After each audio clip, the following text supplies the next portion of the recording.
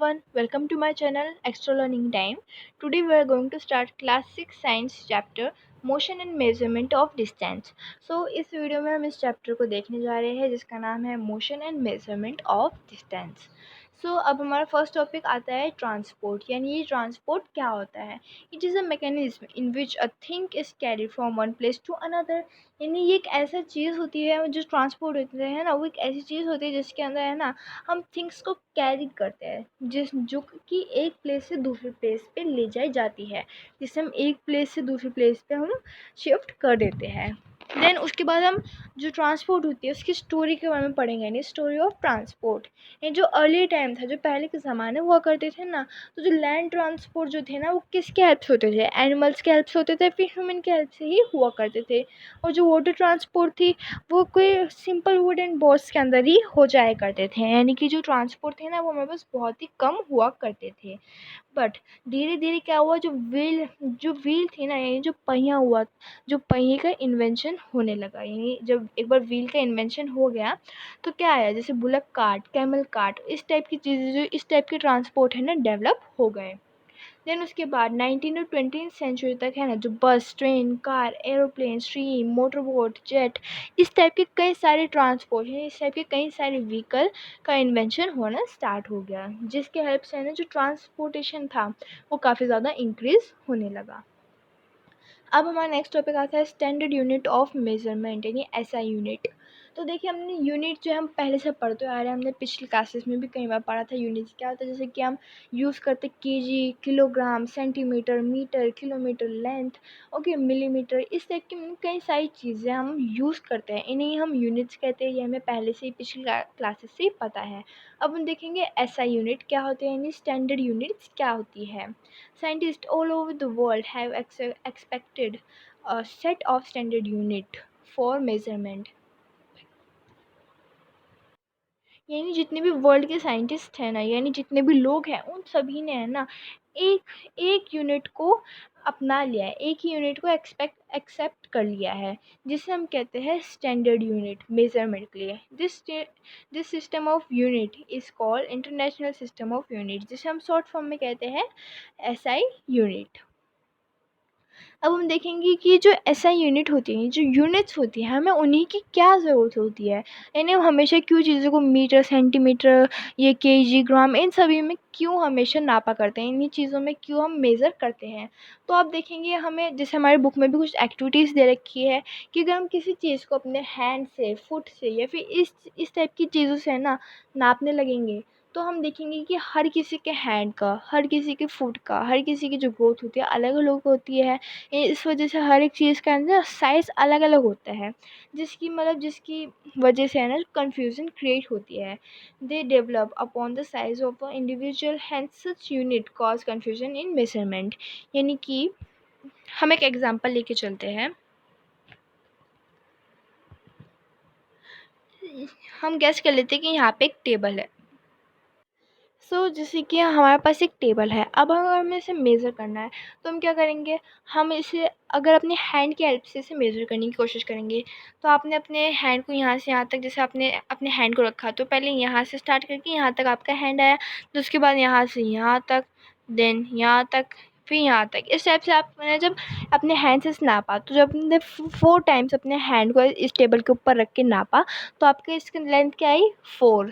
Then उसके बाद अगर आप इसी टेबल को अपने फादर के हैंड से आप इसे मेज़र करवाएंगे, तो आपके फादर का जो हैंड होंगे, जैसे उनका साइज़ बड़ा होगा, तो इस वजह से उनके जो वो उस टेबल को कितने हैंड में कवर कर पाएंगे, जैसे कि 2 या 3 हैंड में उसे कवर कर लेंगे. तो देखिए, अब एक ही टेबल थी, बट उनका साइज़, उनका जो मेजरमेंट है वो आ गया डिफरेंट. तो इसी वजह से कन्फ्यूज़न ना हो, तो इसी वजह से हमारे जो साइंटिस्ट, जो हमारे पूरे वर्ल्ड है ना, उन्होंने क्या किया, एक स्टैंडर्ड यूनिट को बना दिया, इन यूनिट्स को बना दिया, जिसकी मदद से जो चीज़ों को मेज़र करने में है ना कन्फ्यूज़न ना आए. नाउ हमारा नेक्स्ट टॉपिक है डिस्टेंस. ये वर्ड हम पहले से पढ़ते आ रहे हैं, अब हम इसकी करेक्ट डेफिनेशन भी पढ़ लेंगे. It is length of the space between 2 points और between 2 place is called distance. यानी कि अगर हमने क्या किया, यहाँ से ले लिया, यहाँ पे हम एक पॉइंट ले लेते हैं, हमने यहाँ पे एक पॉइंट लिया और यहाँ पे एक पॉइंट ले लिया है। अब जैसे हमने 2 पॉइंट ले लिए, अब इसके बीच का अगर हमें डिफरेंस, हमें मतलब इसके बीच का डिस्टेंस देखना है, यानी यहाँ से लेके यहाँ तक जो लेंथ आएगी ना, जैसे हम सपोज कर लेते हैं यहाँ पे जो लेंथ है ये आ गई 2 सेंटीमीटर। तो ये जो लेंथ आई है ना, इसी लेंथ को हम कहते हैं डिस्टेंस। यानी इस पॉइंट में ये पॉइंट ए है और ये है पॉइंट बी, तो इन दोनों पॉइंट के बीच की डिस्टेंस कितनी आई, 2 सेंटीमीटर। तो इनके बीच में जो स्पेस होती है, यानी 2 पॉइंट या 2 प्लेसेस के बीच में जो स्पेस होती है, उसे हम कहते हैं डिस्टेंस। देन उसके बाद हमारा नेक्स्ट टॉपिक है मोशन। तो ये एक हमारे लिए काफ़ी इंपॉर्टेंट टॉपिक है, क्योंकि हमारा जो चैप्टर है उसी का नाम है motion and measurement of distance. तो जो मेजरमेंट ऑफ डिस्टेंस है ये तो एक ईजी टॉपिक था, क्यों, क्योंकि हम इससे पहले पिछली क्लासेस में पढ़ते हुए आ रहे हैं। लेकिन अब जो मोशन है ये हमारे लिए थोड़ा नया है। अब हम देखते हैं मोशन होता क्या है। Any change in position with time can be termed as motion। यानी अब मोशन होता क्या है, जब समझ लीजिए हम इसे भी एक एग्जांपल की तरह लेके चलते हैं।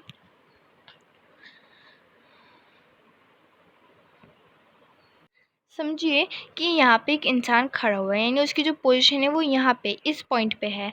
देन उसके बाद वो यहाँ से धीरे धीरे मूव करता है और यहाँ पे आके इधर खड़ा हो जाता है। यानी पहले तो उसकी पोजीशन यहाँ थी, अब वो यहाँ पे नहीं है, अब वो इधर के बदले इस जगह पे आ चुका है, यानी वो दूसरे पॉइंट पे आ चुका है। यानी उसने अपनी पोजीशन के अंदर थोड़ा सा चेंज किया है। पहले वो इस जगह पे खड़ा था, देन उसके बाद वो यहाँ पे आके खड़ा हो जाता है, यानी वो अपनी पोजीशन को चेंज करता है। तो जब हम अपनी पोजीशन को चेंज करते हैं, वो भी टाइम के साथ चेंज करते हैं, तो इसी प्रोसेस को हम कहते हैं मोशन। यानी समझ लीजिए आपने यहाँ पे कोई बॉक्स रखा, देन उसके बाद आपने उस बॉक्स की जगह चेंज करके यहाँ पे रख दी, तो फिर उसकी पोजीशन होती है ना थोड़ी सी चेंज। यानी पहले क्या था, पहले वो इस जगह पे रखा हुआ था, यानी कि पहले वो यहाँ पे इस जगह पे इधर पॉइंट ए पे रखा हुआ था। देन उसके बाद हमने उसे इस जगह पे नाम, यहाँ पे हमने रख दिया, दूसरी प्लेस पे रख दिया, जिसका हमने नाम दिया पॉइंट बी। तो उसकी जगह थोड़ी सी चेंज हुई ना। और जब आपने इस बक्से को उठा के, इस बॉक्स को जब आपने उठा के पॉइंट बी पे रखा, ए से बी पे रखा, तो फिर उसको रखने में आपको थोड़ा सा टाइम लगेगा। जैसे कि हम मान लेते हैं जैसे आपको 2 सेकेंड लगा, तो आपको जो थोड़ा सा टाइम लगा ना, तो आपने इसकी जगह पोजीशन को भी चेंज की, वो भी टाइम के साथ चेंज की। तो इसी प्रोसेस को हम कहते हैं motion. A motion can be termed as slow or fast based on the distance it cover in a specific amount of time। ये जो मोशन है वो स्लो भी हो सकता है, फास्ट भी हो सकता है। ये किस चीज़ पे बेस्ड करता है कि आपने उसे कितनी डिस्टेंस पे रखा और कितना टाइम यूज़ करके आपने उस डिस्टेंस पे उस ऑब्जेक्ट को मूव करा है। देन उसके बाद हमारा नेक्स्ट टॉपिक है रेस्ट। अब रेस्ट क्या होता है, मोशन से अपोजिट होता है। The object which are not moving are said to be at rest. यानी समझिए आपने यहाँ पे एक बॉल रखी थी, यहाँ पे एक बॉल है, तो उसके बाद हम इसकी पोजीशन को है बिल्कुल भी चेंज नहीं करते। हमने इसे पॉइंट ए पे रखी है, तो ये ए के ऊपर ही रखी है, यानी कहीं और मूव नहीं कर रही है। ये जहाँ थी वो वहीं पे ही है, अपनी जगह से नहीं हिल रही है, तो उसे हम कहते हैं रेस्ट। देन उसके बाद हम देखेंगे मोशंस कितने टाइप के होते हैं, टाइप्स ऑफ मोशन। अब हम इस बार इस क्लास में हम 3 तरह के मोशंस के बारे में पढ़ेंगे। हमारे 3 मोशंस हैं, rectilinear motion, circular motion and periodic motion. अब हम एक एक करके इन मोशंस के बारे में भी पढ़ लेते हैं। तो देखिए रेक्टिलिनियर मोशन कैसा होता है। Motion where object moves along a straight line. यानी जब एक ऑब्जेक्ट है ना एक स्ट्रेट लाइन में मूव कर रहा होता है, यानी देखिए मोशन में क्या है, ऑब्जेक्ट का मूव करना है ना। जो ऑब्जेक्ट है वो टाइम मतलब एक स्पेसिफिक टाइम के अमाउंट पे ऑब्जेक्ट मूव करेगा ही करेगा, अपनी प्लेस से चेंज हो जाएगा। पर अब वो किस तरह से चेंज हो रहा है, अब हम उसके बारे में पढ़ रहे हैं। यानी एक ऑब्जेक्ट जैसे यहाँ था, वो यहाँ से एकदम स्ट्रेट लाइन में ऐसे चेंज हो रहा है, उसने कहीं पे भी ऐसे कर कहीं कर्व नहीं ले रहा है, वो एक स्ट्रेट लाइन पे चेंज हो रहा है। तो इस तरह के मोशन को हम कहेंगे रेक्टिलिनियर मोशन। अब हम इसका एक एग्जांपल ले लेते हैं, जैसे जो व्हीकल्स होते हैं वो स्ट्रेट रोड पे जैसे मूव करते हैं, जैसे हम यहाँ पे देख सकते हैं, यहाँ पे जो व्हीकल है ना वो एक स्ट्रेट रोड पे मूव कर रहे हैं, यानी वो कर्व्स नहीं ले रहे, अपने आप को बेंड नहीं कर रहे, वो बस सीधे सीधे जाते जा रहे हैं, अपने आप को मूव कर रहे हैं, बस एक स्ट्रेट लाइन में मूव कर रहे हैं। तो इसी टाइप के मोशन को हम कहते हैं रेक्टिलिनियर मोशन। देन इसके बाद आ जाता है circular motion. An object move such that it's distance from a fixed point remain same. यानी कि इस टाइप का मोशन, जब जैसे हम यहाँ पे एक फिक्स्ड हमने एक पॉइंट ले लिया, यहाँ पे हमारा ये फिक्स पॉइंट हो गया। अब इसकी दूरी यहाँ तक ऐसे हमने एक सर्कल बना लिया।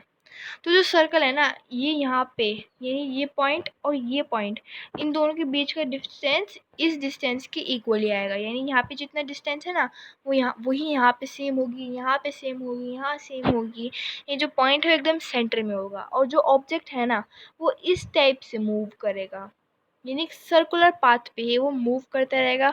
वो कहीं और ना तो स्ट्रेट होगा, ना ही कहीं बेंड लेगा। यानी वो एक कर्व की तरह इस टाइप से एक सर्कुलर जब मोशन में घूमता है, उसे हम कहते हैं सर्कुलर मोशन। जैसे कि हम एग्जांपल में ले सकते हैं, जिस टाइप देखिए यहाँ पे ये एक सर्कुलर मोशन में घूम रहा है। जो बुलक होता है ना, बुलक इस टाइप से करके सर्कुलर मोशन में घूमता है। या फिर आप फ़ैन ले लीजिए, फ़ैन एक काफ़ी बेस्ट एग्जांपल होगा। मान लीजिए जैसे फ़ैन है, ये उसका एक मेन पॉइंट है और यहाँ से वो इस टाइप से सर्कुलर मोशन में घूम रहा होता है। तो जो कोई भी ऑब्जेक्ट एक सर्कुलर मोशन में घूमता है, जिसका जो पॉइंट होता है ना, जो डिस्टेंस होती है, जो मेन जो एक पॉइंट होता है, उससे उसकी डिस्टेंस जब फिक्स्ड होती है, सेम होती है, उससे हम कहते हैं सर्कुलर मोशन।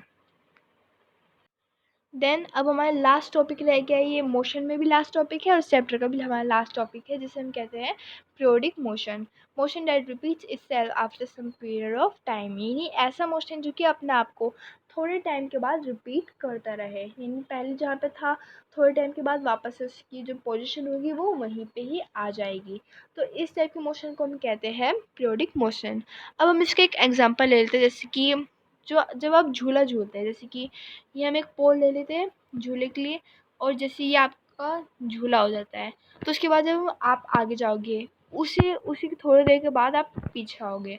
देन उसके बाद वापस से आप आगे जाओगे, देन वापस से आप पीछे आओगे। तो आप इस टाइप से देखिए, आप बार बार एक बार पीछे, एक बार आगे, एक बार पीछे, आगे पीछे, इस टाइप से आप करते रहते हो। यानी आप एक पॉइंट से है ना वापस से अपने आप को रोटेट, मतलब अपने आप को बार बार एक ही जगह पे रिपीट करते रहते हो। जैसे हमें यहाँ पे दिख रहा है, जैसे हमने यहाँ पे देख लिया, जो अब आप कभी स्विंग पे झूलोगे तो कभी आप आगे जाओगे, कभी आप पीछे जाओगे, और आपकी जो पॉइंट होगा ना एक सेम पॉइंट पे होगा। यानी कि आप अपने आप को दो पॉइंट पे रिपीट करते रहोगे। इसी टाइप से जो है कि वो ये जो क्लॉक होती है उसका पेंडुलम होता है। आपने कभी इसे देखा होगा, ये इस कभी इधर घूमेगा, कभी इधर, इस टाइप से अपने आप को रिपीट करते ही रहते हैं। कभी कभी वाइब्रेशन जो होती है, वाइब्रेशन में भी ऐसे ही होता है, वो अपने आप को दो पॉइंट्स पे रिपीट करती रहती है। सो यही होता है periodic motion. Motion that repeats itself after some period of time. यानी ये पीरियड ऑफ टाइम पे ही अपने आप को ऐसे मूव करते हैं। ऐसा तो नहीं होता जब आप मतलब स्विंग पे हो।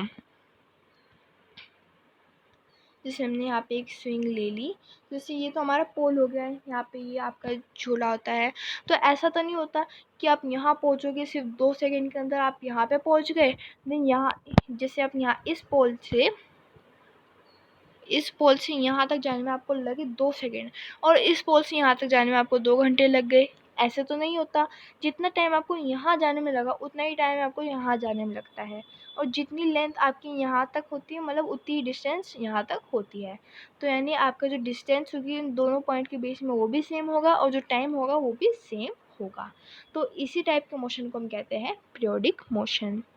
सो आई होप कि आपको इस चैप्टर, इसकी जितनी भी मोशंस के बारे में हमने पढ़ा था, जितनी भी चीज़ें हमने अभी तक पढ़ी है, वो सब आपको क्लियर हो गई होगी। सो हमारा जो टॉपिक है, हमारा जो चैप्टर है, वो यहाँ पे ख़त्म हो गया है। और मैंने इस जो हमारा चैप्टर है उसके सारे पार्ट्स, यानी जितने भी टॉपिक थे, मैंने इस वीडियो में कवर कर लिए हैं। Thank you so much. अगर आपको ये वीडियो अच्छी लगती है तो प्लीज़ मेरे चैनल को लाइक एंड सब्सक्राइब कर दीजिए। Thank you so much.